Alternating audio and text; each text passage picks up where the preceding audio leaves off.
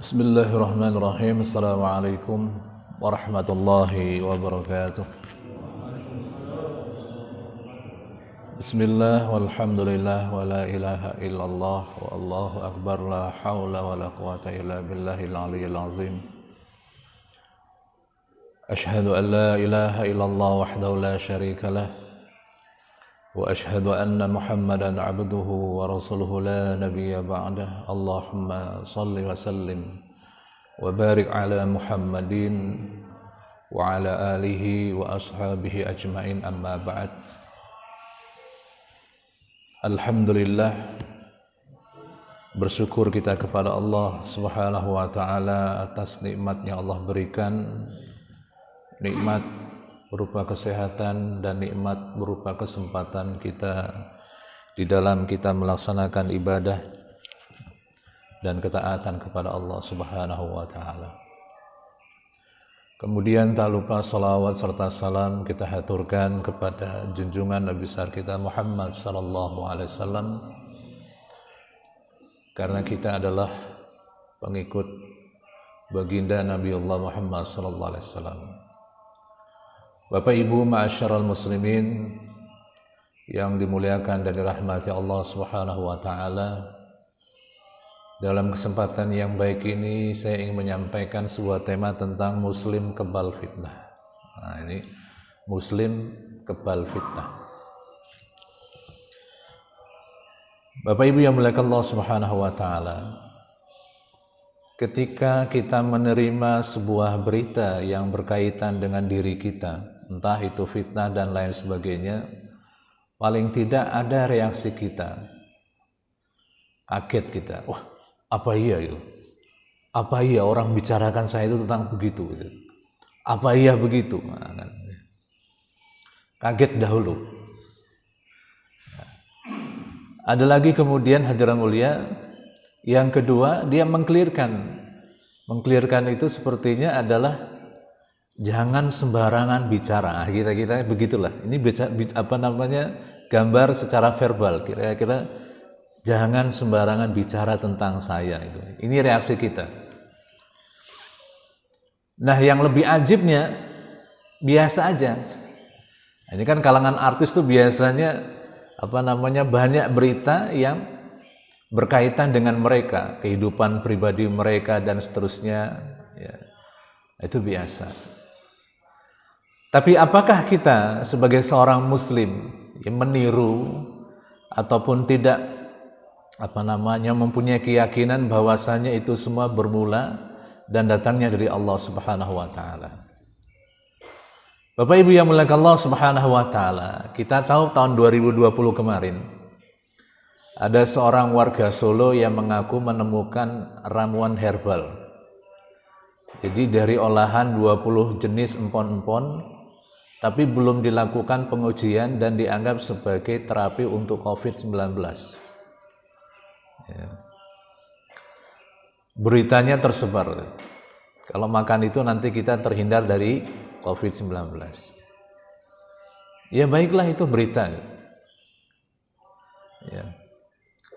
Berita yang di dalamnya juga ada ujian. Apa iya, apa benar, apa begitu. Ada lagi kemudian Dr. Louis kemarin, dia menyatakan puluhan ribu meninggal itu karena disebabkan interaksi obat yang kontradiksi. Ditangkap, kemudian tidak berapa lama dilepas. Ya.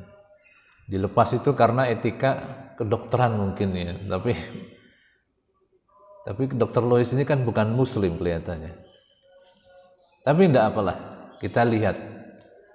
Ada lagi kemudian kita yang menjaga jarak dalam sholat berjamaah, itu mazhabnya mazhab WHO atau mazhab antek dajjal itu. Jadi kalau kita shopnya berjauhan, ini kan satu baris. Ini shopnya orang-orang pengikut dajjal ini.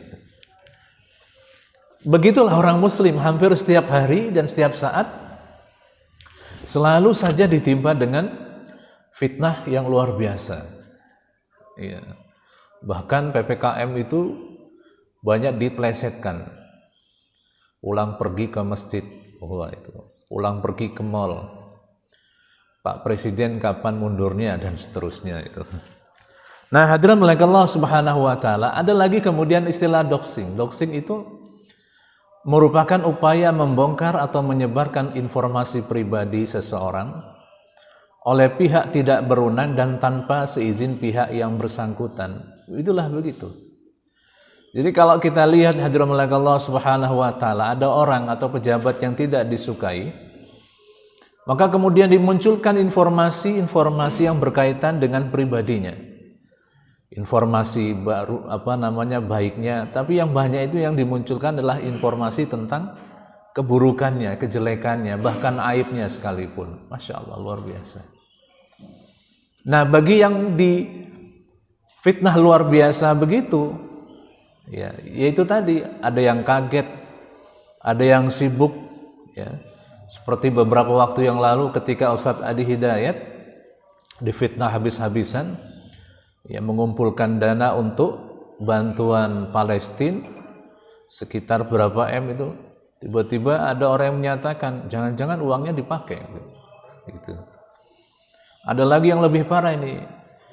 Apa itu? Ustadz Yusuf Mansur ini dalam keadaan sekarat gitu. Kenapa? Karena dulu dia mengumpulkan uang. Begitu rupa itu. Wah, itu sungguh luar biasa hadirin mulia. Mudah-mudahan kita tidak sampai ke sana, enggak ada yang dikumpulkan uangnya gitu ya. Nah, itulah fitnah hadirin mulia Allah Subhanahu wa taala. Itulah ujian. Fitnah itu mempunyai beberapa macam makna yang menunjukkan pertama ikhtibar. Ikhtibar itu ya ujian. Ada juga makna imtihan, ulangan, ujian juga. Wal ibtila, dan juga adalah ujian juga, sebagaimana kalimat fitnah itu menunjukkan makna ala ijabika bisyai', ketika Anda atau seseorang kagum terhadap dirinya. Di masjid ini yang paling ini kan cuma saya, misalkan begitu, Masya Allah.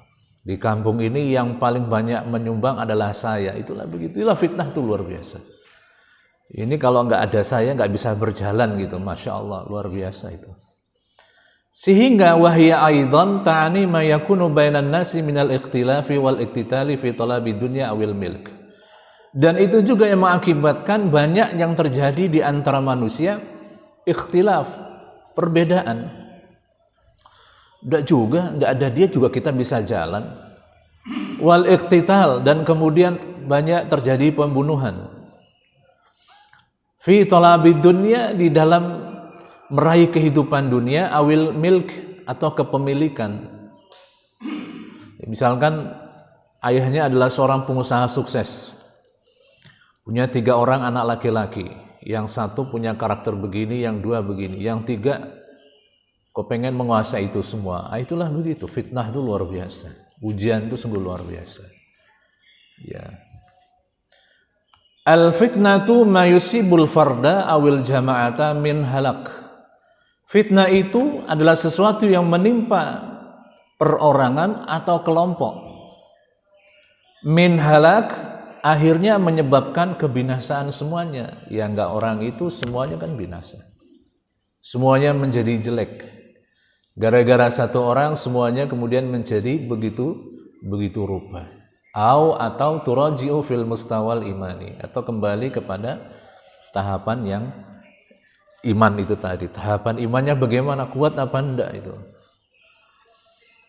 Dulu ketika kuliah di Jogja itu ada satu, ya waktu itu aktif di remaja Islam masjid. Kalau yang pernah kuliah di Jogja itu pasti tahu Masjid Swakarya Kaliurang itu, KM 5. Dari kampus Gajah Mada ke sebelah utara sekitar kurang lebih 2 atau 3 kilo dari kampus Gajah Mada. Nah, ada satu desa namanya Desa Swakarya.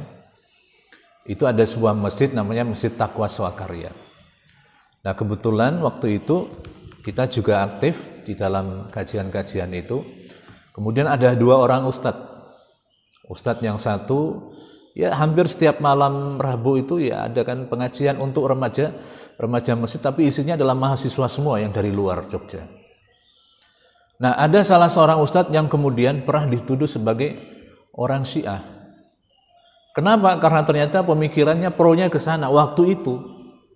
Sampai akhirnya hadirin Allah Subhanahu wa taala, profil Ustadz ini yang dulunya pernah menjadi penasehat keraton sehingga di-cut karena dia pro kepada Syiah waktu itu. Akhirnya tidak dipakai kemana-mana. Kemudian dia mengklirkan siapa yang menyatakan bahwa saya adalah pendukung mereka.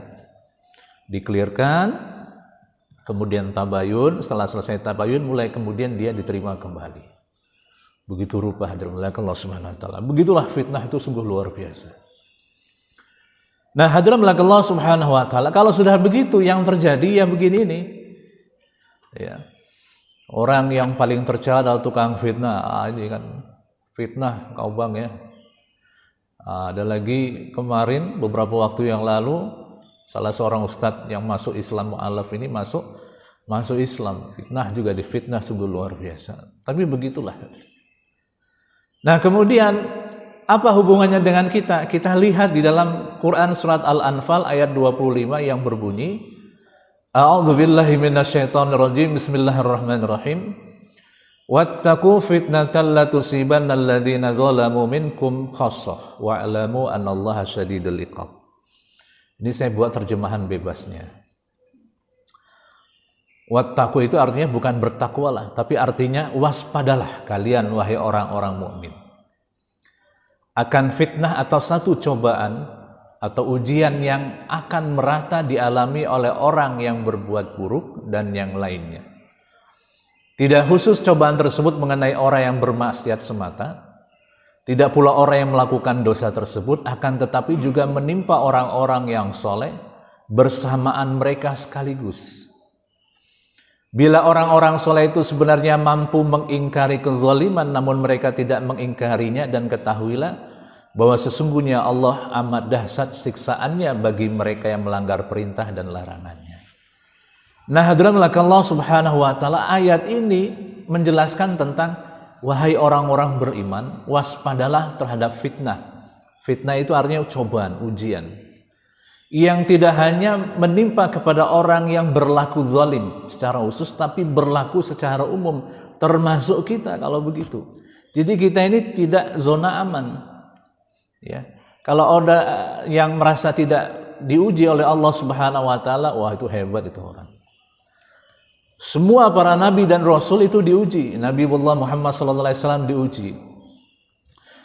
Beliau diuji ketika ditinggal istrinya yang dicintai Khadijah. Beliau diuji ketika mau menjalankan dakwahnya. Nabi Muhammad diuji dengan ditinggal oleh pamannya yang membelanya dari kecil. Beliau diuji dengan sungguh luar biasa. Orang-orang yang tidak puas dengan agama Allah. Ya, ketika orang-orang Nasrani datang kepada Nabi minta penjelasan tentang Nabi Isa, apakah Tuhan ataukah Nabi? Itu disampaikan kepada mereka Isa adalah Nabi Allah, utusan Allah. Mereka tetap tidak mau menerima. Itulah ujiannya. Lah kita ini ujiannya berupa apa? Nanti kita lihat. Ujian kita ini ya kecil-kecil lah, karena iman kita juga kecil-kecil. Tapi kalau ujian kita ini sungguh luar besar, wah itu luar biasa itu. Nah, hadirin Allah Subhanahu wa taala, di dalam tafsir At-Tabari dijelaskan, yuhadziru ta'ala ibadahul mu'minina fitnatan. Yuhadziru itu artinya Allah Subhanahu wa taala memberikan peringatan kepada hambanya yang beriman akan terjadinya fitnah atau ikhtibaran wa mihnatan atau ujian. Ya'ummu bihal musi'u wa ghairuhu, yang terjadi secara umum baik menimpa orang al-musi' yang berlaku jahat, wa ghairuhu dan sisa lainnya, ya diantaranya adalah kita. La yukhassu biha ahlul ma'asi, yang tidak hanya khusus pada orang-orang yang ahli maksiat. Ya, wala man basyara dzanba, dan orang yang melakukan perbuatan dosa, bal ya'ummuhuma, tapi itu semua berlaku umum. Kalau orang zalim dikasih ujian atau azab, luar biasa. Kita enggak mengatakan sekarang ini ada satu negara yang lainnya, negaranya dalam keadaan kering kerontang, ini malah banjir.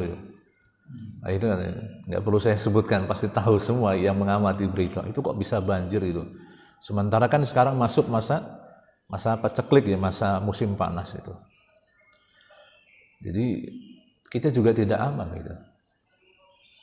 Nah, hadirin Allah Subhanahu wa taala, kata Imam Ahmad dari Zabir radhiyallahu anhu, kami bersama di masa Rasulullah sallallahu alaihi wasallam bersama Abu Bakar, Umar dan Utsman radhiyallahu anhu.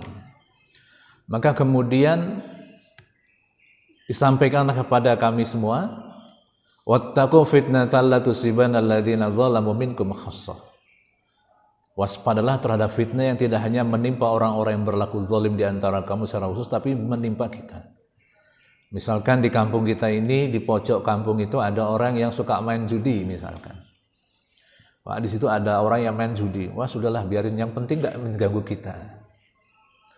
Wah, di sana itu judinya sekarang besar-besaran. Wah, ya sudahlah, enggak apa-apa, yang penting mereka tidak mengganggu kita. Lama kelamaan karena toleransi yang nggak jelas seperti ini, begitu judi merebak, akhirnya kampungnya jadi terkenal kampung judi. Mau kemana? Saya mau ke kampung si A. Ngapain? Biasalah, di sana kan judinya paling besar. Nah, itu. Jadi orang-orang soleh di situ tertutup semua, masya Allah. Nah, hadirin Allah Subhanahu wa taala, lam nakun nahsab anna ahlaha hatta waqat minna haitsu waqat. Kalau itu kita, katanya, kita tidak bisa menyatakan bahwa semuanya itu akan terjadi sebagaimana yang terjadi, yang dibayangkan sebelumnya, begitulah. Ya. Mau kemana? Saya mau ke Jakarta. Ya. Jakarta ada satu tempat, maaf kalau tidak salah, itu ada tempat yang kemudian ditutup oleh Gubernur Setiyoso waktu itu dan dijadikan sebagai usaha mikro, ya. Di Jakarta itu, di Jakarta Utara itu ada satu kampung yang isinya itu Masya Allah. Kemudian ditutup, direlokasi, dan dirubah kampung itu menjadi kampung yang ada nilai produktifnya. Dulu adalah tempat seperti tempat-tempat itulah tadi, prostitusi dan seterusnya. Tapi karena pemikirannya di masa Gubernur Jakarta Setiyoso waktu itu, ya dirubah sehingga dirubah itu. Tadinya kalau orang mau kemana? Biasa, nah, itu udah biasa berarti ke tempat sana itu. Begitulah, masya Allah. Akhirnya orang-orang soleh di situ ya tidak kelihatan lagi. Nah, begitu. Fitnahnya sungguh luar biasa. Nah, hadirin Allah Subhanahu wa taala. Ini tadi disebutkan, kata Zubair, kita khawatir kita diberikan kabar Huwifna biha, kami dikasih rasa takut, berhati-hati itu. Ya. Nabi saja menyampaikan kepada para sahabatnya dengan kalimat laqad huwifna. Huwifna itu artinya fi'il madhi yang dibina oleh majhul. Jadi huwifna, kita dikasih takut. Huwifna. Ya, jadi hati-hati kamu. Ya sama, pada saat sekarang juga kita, apa yang saya sampaikan itu juga, awas, hati-hati kita. Tidak dalam keadaan nyaman semua begitu. Dengan ayat wattaqu fitnatal la tusibanna alladziina dzalamu minkum khassah. Waspadalah terhadap fitnah yang tidak hanya menimpa orang yang berlaku zalim saja secara khusus, tapi bisa terkena kita juga. Nah, kemudian hadirin Allah Subhanahu wa taala, Ibnu Qayyim menjelaskan bahwa fitnah itu terbagi kepada dua macam. Ada yang namanya fitnah syubhat dan ada yang namanya fitnah syahwat. Apa itu fitnah syubhat? Fitnah syubhat itu allati istabaha alaihim fihal haqqu bil batil wal huda bid dhalal li ajli taqdimir ra'yi ala syar'i. Fitnah syubhat itu artinya menjadi remang-remang kepada orang-orang fiha, di dalam perilaku tadi atau fitnah itu, al-haq, ada kebenaran, bil batil, dengan kebatilan. Jadi antara yang benar dan yang salah itu bercampur. Ya. Wal huda bid dhalal, dan petunjuk dengan kesesatan dicampur. Ya, misalkan acara tasyakuran itu kan tasyakuran bagus. Nah, tapi tasyakurannya adalah larung laut misalkan. Nah, itu kan ya itu yang dimaksud itu. Tasyakurnya bagus. Bersyukur kepada Allah.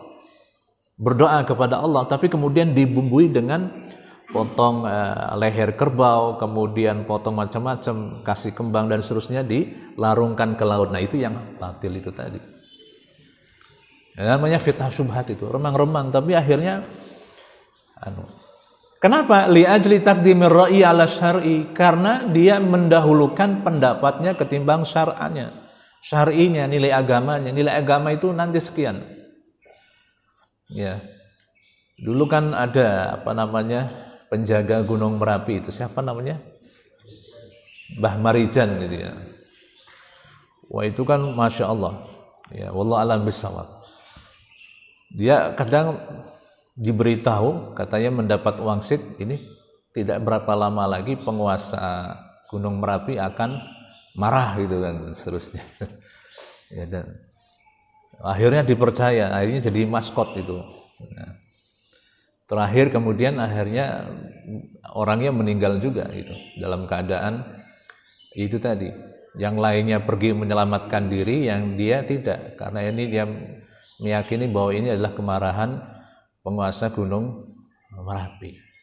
Itu sama dahulu. Jadi di sebagian orang-orang Jogja itu, di bagian selatan itu ada istanahnya, jadi keratonnya. Di sebelah selatannya lagi itu ada lautnya. Nah kemudian di sebelah utaranya sebelum ke Gunung Merapi itu, kalau dibilang lurus dari keraton itu lurus itu nanti sampai Gunung Merapi. Nah di sebelah utara stasiun stasiun Jogja itu ada sebuah tugu. Nah disitulah kadang-kadang penguasa gunung, penguasa keraton dan penguasa lautan itu bertemunya di situ, katanya di situ. Wallahu a'lam bishawab. Tapi memang begitu katanya kepercayaan dan keyakinan orang masyarakat Jogja waktu itu. Saya sempat jadi disitulah pertemuannya dahulunya itu. Jadi Sri Sultan Hamengkubuwono keberapa itu biasanya melakukan pertemuan di situ, bincang-bincang, minum kopi atau apa gitu. Karena ada tugunya itu. Coba saja kalau satu saat ya dilihat dari keraton itu pasti lurus terus nanti ke Gunung Merapi itu, kelihatan Gunung Merapinya itu. Nah, begitulah hadirin Allah Subhanahu wa taala. Jadi kalau masyarakat Jogja itu bisa lepas daripada pemboman yang pernah dilakukan oleh penjajah, itu kan dibuat semacam jalingkut ya, jalan lingkar utara dan jalan lingkar selatan. Situ dipisahkan dengan sebuah saluran air itu. Konon juga ceritanya kalau mau dibom itu bomnya itu mengsol, artinya nggak sampai ke keraton tapi dia bergerak ke sana. Itu karena sebab ada kerjasama antara penguasa gunung, penguasa laut dan penguasa keraton itu tadi. Wallahu a'lam bishawab. Campur-campur gitu. Iya betul. Nah yang kedua fitnah syahwat, takdimul hawa 'alal aql. Nah ini fitnah syahwat itu artinya ujian dalam bentuk syahwat karena mendahulukan hawa nafsu daripada akalnya. Ini menurut Ibnul Qayyim al-Jauzi. Nah hadirin Allah Subhanahu wa taala, mari kita lihat lagi pada ayat tersebut. Wattaqu fitnatal la tusibanna alladziina dzalamu minkum khassah. Yang pertama, ayatnya yang menjadi tujuan, substansinya adalah alladziina dzalamu minkum khassah, mereka yang berperilaku zalim. Kayak apa sih orang yang berlaku zalim itu? Ternyata di dalam Al-Quran sendiri jelaskan. Ada beberapa ayat. Zalim itu memiliki beberapa makna. Yang pertama tercantum dalam Quran surat Hud ayat 101 yang berbunyi,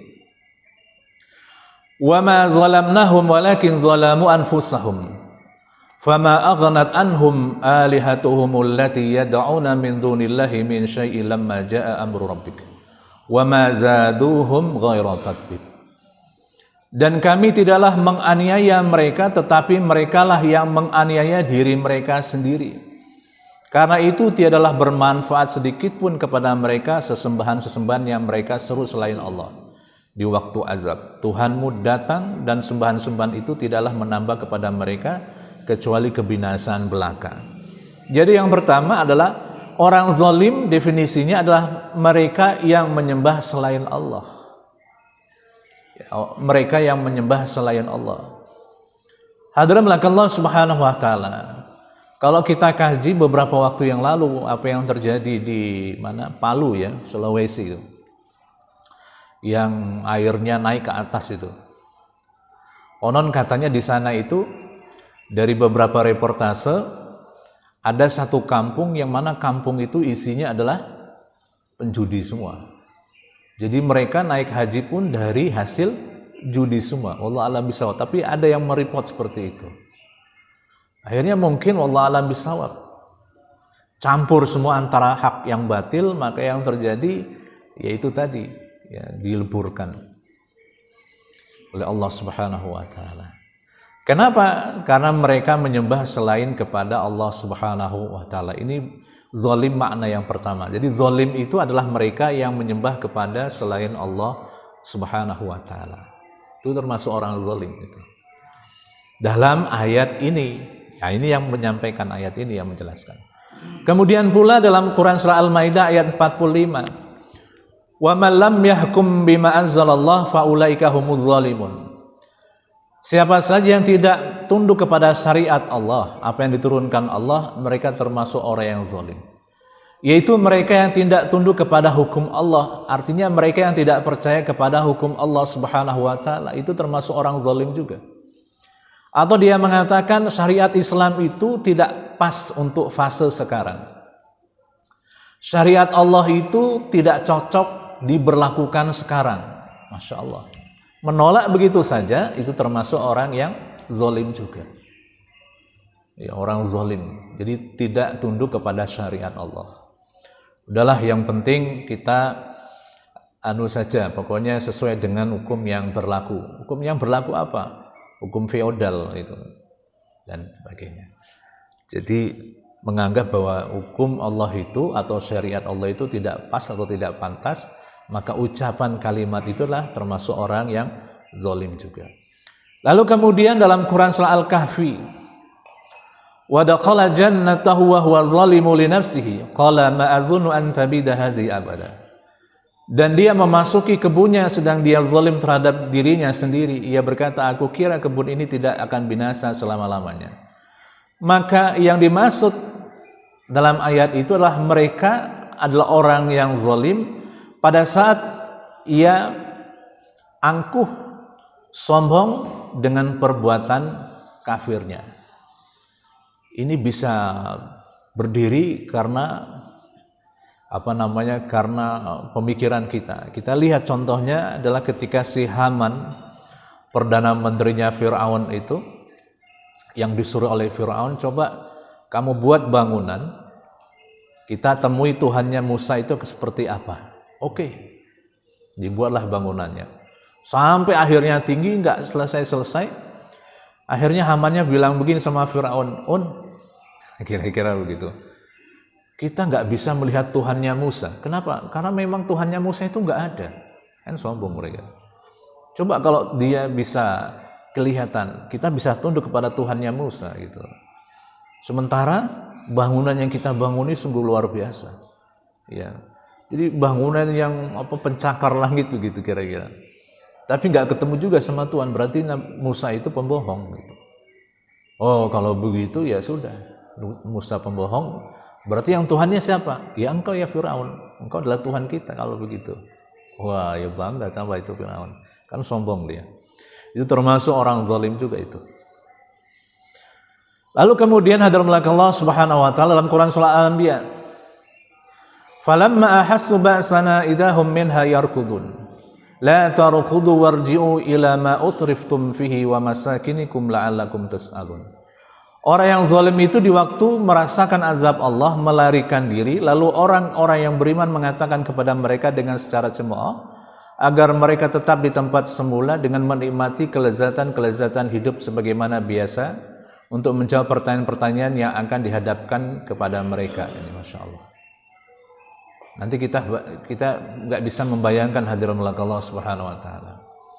Ya, pulau yang direklamasi itu beberapa waktu yang lalu ada yang menayangkan di sana isinya orang-orang orang-orang dari luar semua itu. Wallahu a'lam bishawab, tapi masuknya dan itu sudah banyak postingannya itu. lewatnya dari Pantai Indah Kapuk nanti sampai ke sana, dan di sana itu terang benderang. Jadi di sana itu tidak ada orang yang pakai masker, yang ada itu wah itu kota non mati. Tapi sayang, kebanyakan mereka tidak bisa berbahasa Indonesia itu. Tapi nanti tiba-tiba dihancur leburkan oleh Allah Subhanahu wa taala. Bagaimana caranya? Ya Allah alam bisawab. Negara sekarang yang sedang banjir bandang itu adalah Cina, Pak ya. Itu luar biasa, itu dihantam begitu luar biasa. Sementara negara-negara yang lain dalam keadaan kekeringan, malah dia kebanjiran gitu. Kan bingung juga gitu. Nah itu. Nah nanti ditanyakan, la tarkudu warji'u, kamu jangan lari, kembali aja coba nikmati apa yang ada gitu. Nah itu orang zalim. Jadi nah, itulah begitu. Nah kemudian pula dalam surah Al-Ankabut, wala tujadilu ahlal kitab illa billati hiya ahsan illal ladzina zalamu minkum wa qulu amanna billadzi unzila ilaina wa unzila ilaikum wa ilahuna wa ilahukum wahid wa nahnu lahum muslimun. Ini kalau diterjemahkan, janganlah kamu berdebat dengan ahlul kitab. Ahlul kitab itu adalah orang yang orang yang memahami kitab dahulu. Illa billati hiya ahsan, kecuali dengan cara yang baik. Jadi berdebat dengan dengan agama lain itu boleh, tapi dengan cara baik. Itu sudah sering kita lihat ketika Ustadz Nababan yaitu berdebat dengan pendeta ya. Itu banyak, itu termasuk Ustadz Insan Mokoginta itu pernah kita datangkan beliau untuk mengisi kajian kristologi di kampus. Waktu itu kampusnya masih di sebelah utara ini. Yang datang itu yang kita persiapkan adalah guru-guru PAI dan aktivis-aktivis dakwah. Beliau memberikan bekal, Masya Allah. Kalau berdebat dengan mereka itu harus begini dan seterusnya. Nah itu dengan cara ahsan, dengan baik. Illa, kata Allah, kecuali alladzina zalamu minkum, kecuali berdebat dengan orang zalim di antara mereka. Jadi ada dua penempatan. Yang pertama, kalau berdebat dengan ahli kitab itu dengan cara yang baik, kecuali dengan orang-orang zalim. Orang-orang zalim itu dikasih tahu, dengan tidak dikasih tahu ya mereka tos itu, keras itu. Tapi kemudian waqulu amanna, kami beriman kepada Allah. Kami beriman kepada apa yang diturunkan kepada kami, yang diturunkan kepada kamu, Tuhan kami dan kamu itu satu. Wa nahnu lahum muslimun. Maka yang dimaksud pada ayat ini adalah orang zalim yang telah didatangkan kepada mereka keterangan-keterangan dan penjelasan-penjelasan dengan cara yang paling baik, tapi mereka ngeyel, membantah, membangkang dan tetap menyatakan permusuhan. Nah, itu. Masya Allah. Luar biasa itu. Saya teringat ketika Ustadz Zakir Naik ya, pernah datang ke Indonesia, dia pernah menyampaikan ketika dia berdebat dengan seorang non-muslim dari Jerman. Dia mengatakan memperbandingkan bahwa penerapan hukum yang paling bagus itu adalah di negara A, dimaksud adalah Amerika. Dia katakan, iya Pak, iya. Mari kita lihat. Dia perbandingkan Zakir Naik antara kehidupan hukum yang ada di Amerika dengan perbandingan hukum yang terjadi di Saudi Arabia. Kalau di Saudi Arabia ketika orang mencuri atau berzina, maka syariat Islam yang diberlakukan dan akhirnya menekan angka kriminalitas. Di Amerika malah tidak, malah yang terjadi peningkatan dalam tiap tahunnya, disebutkan oleh Zakir Naik. Sudah dikasih tahu penjelasan kepada dia, tapi tetap menyatakan, enggak, yang paling bagus kami, dan seterusnya. Itu kan dominasi Barat. Itu ada sebuah tulisan yang ditulis oleh Dr. Adian Husaini, itu dosen saya. Waktu itu dia menyatakan ada hegemoni budaya, hegemoni kekuasaan di Barat. Jadi Barat itu seolah-olah menguasai semua, padahal kan tidak. Itu di dalam penerapan hukum itu tidak sesuai. Maka kalau di Islam itu ada pemberlakuan kisos. Jadi orang mau membunuh itu sudah mikir, kalau saya membunuh nanti saya kena kisos. Sudah, kita berserah diri kepada Allah. Tapi kalau di sana yang terjadi, wah itu udah luar biasa. Kan dulu ada anak seorang muslim dibunuh, ya akhirnya orang yang bunuhnya ditangkap, begitu ketemu sama orang tuanya dipeluk. Apa-apa, anak saya dibunuh, anak saya masuk surga, ya dengan jalan tol itu dibunuh begitu rupa, Masya Allah. Nah, hadirin Allah Subhanahu wa taala, kalau begitu kriteria perilaku zalim itu yang pertama adalah penyembah selain Allah. Itu orang zalim itu. Yang kedua, karena kalau dia menyembah selain Allah, dia suka memperbanding-bandingkan, Allah itu enggak ada. Mana buktinya Allah itu ada. Yang kedua, suka menentang syariat Allah, meremehkan syariat Allah. Itu termasuk orang zalim. Kalau menurut beberapa ayat tadi. Yang ketiga, berlaku sombong karena kekufurannya. Yang keempat, suka mengumbar syahwat. Itulah orang zalim, syahwatnya. Jadi akalnya dikesekiankan, syahwatnya yang didahulukan. Dan kemudian suka bermusuhan. Senang, bermusuhan itu senang. Itu orang zalim. Nah, dalam Allah Subhanahu wa taala ini kriteria perilaku zalim tadi. Nah, contohnya banyak, enggak perlu saya sebutkan, tapi dari gambar ini saja mungkin sudah kelihatan. Ya. Meningkatnya kebencian terhadap Islam. Wah, itu kan sungguh luar biasa. Atau kemudian ingat fitnah itu, ingat balasannya dan seterusnya. Itu luar biasa di dalam Allah Subhanahu wa taala. Nah, dalam Allah Subhanahu wa taala, lalu bagaimana dengan kita seorang muslim yang kita ini tidak kebal juga dengan fitnah? Maka ada beberapa cara. Yang pertama, agar kita sebagai seorang muslim kebal fitnah, yang pertama, setiap perselisihan kita merujuk pada Al-Quran dan As-Sunnah. Itu yang paling baik. Dalam Quran surat 4 ayat 59, An-Nisa ayat 59, Allah Ta'ala katakan, Ya ayyuhalladzina amanu ati'ullaha wa ati'ur rasula wa ulil amri minkum, fa in tanaza'tum fi syai'in farudduhu ila Allahi war rasuli in kuntum tu'minuna billahi wal yawmil akhir. Dzalika khairu ahsanu ta'wila. Hai orang-orang yang beriman. Panggilannya hai orang-orang yang beriman. Taatlah kepada Allah dan Rasulnya dan orang yang mengurusi kamu di antara kamu. Fa in tanaza'tum, kalau kamu berselisih pendapat fi syai'in dalam satu hal, farudduhu ila Allahi war rasul, maka kembalilah pada Allah dan Rasulnya. Kembali kepada Allah itu artinya kembali pada Al-Quran, kembali pada Rasul adalah mencari hadisnya, benar enggak seperti ini dan seterusnya. In kuntum tu'minuna billahi wal yawmil akhir. Kalau kita beriman kepada Allah dan hari akhir. Maka kata Allah, dzalika khair, yang itu baik, wa ahsanu ta'wila, dan kemudian dampaknya pun lebih baik. Adalah begitu. Ini jadi Al-Quran itu kita jadikan sebagai nasihat kita. Hadis itu sebagai jadi pedoman kita. Itu yang paling baik. Kalau kita difitnah, ya sudahlah. Mereka mau berbicara apa, tapi nyatanya tidak. Mudah-mudahan begitu. Itu yang pertama. Yang kedua, hadirullah Allah Subhanahu wa taala, bersikap adil dalam setiap sesuatu. Innallaha ya'muru bil adli wal ihsan wa ita'idzil qurba wa yanha 'anil fahsya wal munkar wal baghi. Ya'idzukum la'allakum tadhakkarun. Quran surah An-Nahl ayat 90. Allah memerintahkan untuk berlaku adil dan berbuat baik, dan menyampaikan kepada kalangan kerabat, mencegah dari perbuatan keji dan mungkar dan durhaka. Begitulah Allah Subhanahu wa taala memberikan pelajaran kepadamu supaya kamu ingat. Jadi berlaku adil. Ya. Beberapa waktu yang lalu ketika salah satu tokoh muslim, ya, cuma gara-gara melakukan kerumunan, dan itu tidak disengaja, artinya orang-orang yang cinta kepadanya datang dan kemudian akhirnya dihukum berapa tahun? 4 tahun ya. Sementara yang dulu penghina Islam cuma berapa tahun, Pak? 2 tahun ya. Adil enggak itu? Nah, sekarang kita lihat itu, Masya Allah, adil. Tapi kita harus adil supaya kita ini kebal terhadap fitnah. Ya sajalah nanti Allah. Nah, yang ketiga hadirin mulia, berlaku lemah lembut, berhati-hati dan tidak tergesa-gesa. Kata Allah, "Fabima rahmatin minallahi linta lahum wa law kunta faddan ghalidhal qalbi lan faddu min hawlik." Maka karena rahmat Allah, engkau berlaku lemah lembut kepada mereka. Kalau seandainya engkau keras, berlaku kasar hati kepada mereka, mereka akan memisahkan diri dari engkau. Jadi berlaku lemah lembut, ya sudahlah. Itu kalau kita supaya kebal itu boleh.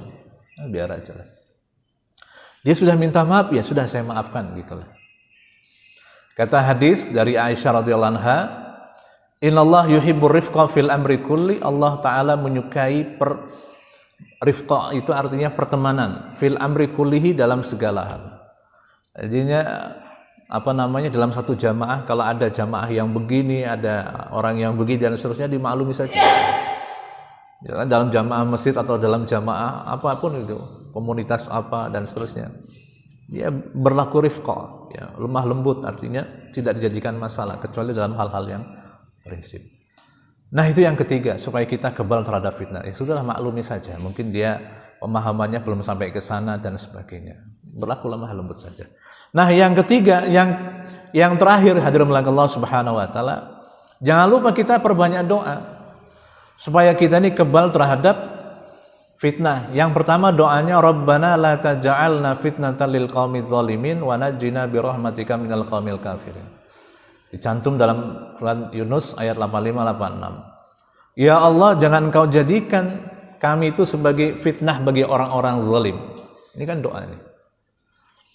Wa najjina bi rahmatika minal qaumil kafirin, dan selamatkan kami dengan rahmat-Mu dari orang yang kafir. Semalam saya dapat cerita, ada salah satu jamaah, saya itu difitnah habis-habisan. Oh, kenapa bisa begitu? Enggak tahu. Saya difitnah bahwa saya ini dekat sama istrinya, padahal sudah kakek-kakek, nenek-nenek gitu. Kok bisa itu? Iya. Akhirnya satu saat saya minta kepada Allah Subhanahu wa taala, padahal sudah sama-sama berusia. Akhirnya besok paginya orang yang dimaksud itu datang kepadanya dan memeluk.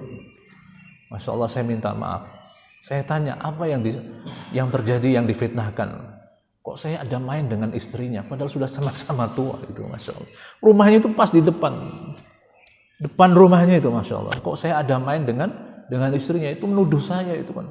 Sampai anak-anak saya itu udah gak sabar lagi, Bapak kok dituduh begitu kok? Ya biar saja. Akhirnya doa itu tadi dia mohon kepada Allah, dan akhirnya orang yang memfitnah dia, ya, sampai kalau Bapak ini keluar dari rumah, orang itu juga mau keluar, maka orang tadi belok lagi, gak jadi keluar. Sampai sedemikian bencinya luar biasa. Dan fitnahnya itu gak tanggung-tanggung, Bapak Ibu. Istrinya itu ada main dengan bapaknya ini. Padahal sudah kakek-kakek, nenek-nenek begini kok ada main itu. Ya namanya juga di perumahan Binagria ini, Masya Allah. Pak, sampai segitunya, iya. Saya mohon kepada Allah, besoknya subhanallah orang itu datang dan minta maaf dan nangis-nangis itu. Akhirnya saya sudah maafkan. Selesai, sudah clear itu. Doa itu, Masya Allah. Doa fitnah. Nah ada lagi doa, Allahumma inni a'udzubika minal bukhli wa a'udzubika minal jubni wa a'udzubika an arudha ila arzalil umur wa a'udzubika min fitnatid dunya wa a'udzubika min azabil qabr. Ya Allah, aku berlindung kepada Engkau dari sifat bukhl. Bukhl itu bakhil, pelit. Wa a'udzubika minal jubni, dan aku berlindung kepada Engkau dari sifat penakut. Wa a'udzubika an arudha ila arzalil umur, dan aku berlindung kepada Engkau ya Allah, aku dikembalikan kepada arzalil umur, kepada lemahnya umur, artinya pikun. Wa a'udzubika min fitnatid dunya, dan aku berlindung kepada Engkau ya Allah dari fitnah dunia. Wa a'udzubika min azabil qabri, dan aku berlindung kepada Engkau ya Allah daripada siksa kubur. Ini doanya. Nah, hadirin Allah Subhanahu wa taala, maka doa inilah sebagai pamungkas kita. Kita mohon kepada Allah bahwa siapapun mereka yang memfitnah kita, mudah-mudahan Allah taala memberikan kesadaran dan petunjuk kepada mereka. Akhirnya dengan kita menumbuhkan bahwasanya seorang muslim itu harus kebal terhadap fitnah, bukan berarti kita menolak. Kebal itu artinya kita bertahan, bersabar, sampai akhirnya kita mohonkan kepada Allah Subhanahu wa taala agar mereka mendapatkan petunjuk. Begitulah Nabi sallallahu alaihi wasallam ketika berdakwah di kota Taif, dilempari sedemikian rupa, didoakan oleh Nabi, bertahan. Akhirnya kemudian beberapa tahun kemudian dari mereka muncul orang-orang pemberani di dalam peperangan yang ada. Masya Allah, luar biasa.